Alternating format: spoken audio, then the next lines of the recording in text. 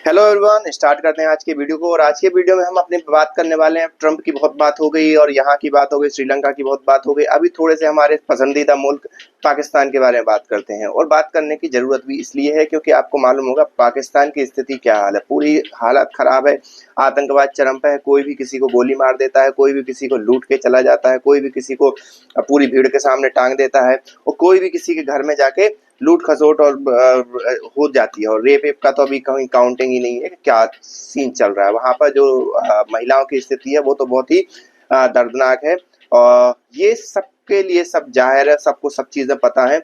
तो उसके बारे में बात करने से पहले, लेकिन जब ऐसी स्थिति किसी देश की हो जाती है तो उसके अंदर सिविल वॉर की स्थिति बन जाती है।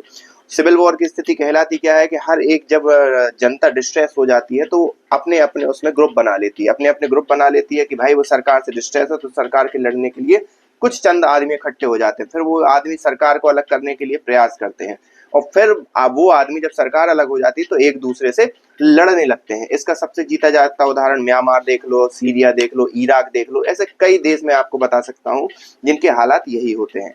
पाकिस्तान में भी यही हो रहा है। पाकिस्तान में बलूचिस्तान का जो इशू है इतना बड़ा हो गया है और बलूचिस्तान को उन्होंने अलग से ही प्रोविंस रखा था, लेकिन फिर बाद में उन्होंने सेना की दम पर और जोर जबरदस्ती करके उनको धोखा देके अपने अंदर मिला लिया। और तभी से बलूचिस्तान वाले उनसे लड़ाई लड़ रहे हैं।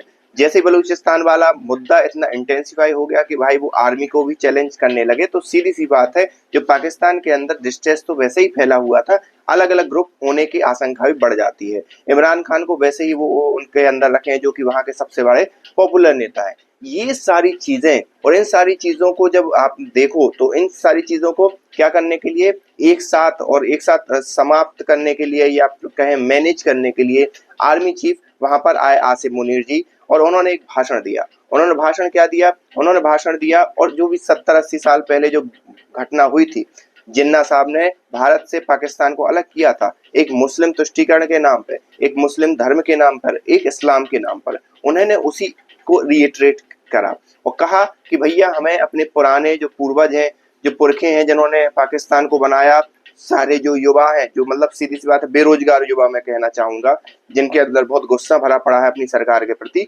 उनको एक धर्म की गोली देने की कोशिश की।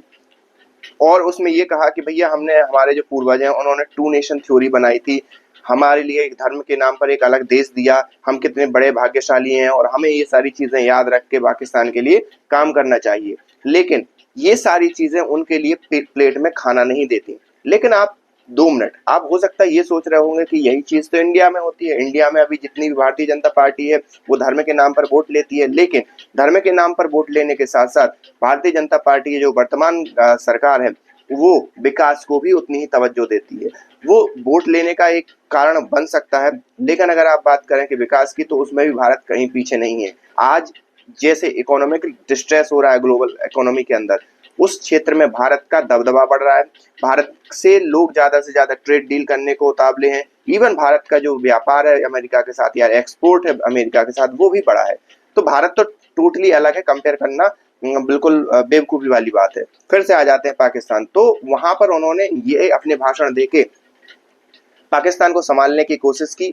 अब ये कितना पाकिस्तान को संभाल पाता है, कितना वास्तविकता में पाकिस्तान संभलता है और पाकिस्तान का क्या भविष्य होगा, ये तो आगे आने वाला समय ही बताएगा। लेकिन फिलहाल के लिए वहाँ के जो चीफ है, और सीधी सी बात है वहाँ पर वहाँ के जो सेना के चीफ है उन्हीं की सरकार चलती है, वो संभालने का प्रयास कर रहे हैं अलग अलग टाइप के भाषण देके। साथ ही कश्मीर का मुद्दा भी उठाया और कहा कि हम जो हमारा कश्मीर हो उसको भी वापस लेंगे। तो ये सारी चीजें करके वो एक प्रकार से जनता को एकजुट कर सकते हैं, लेकिन वो ज्यादा समय तक काम नहीं आती ऐसी चीजें।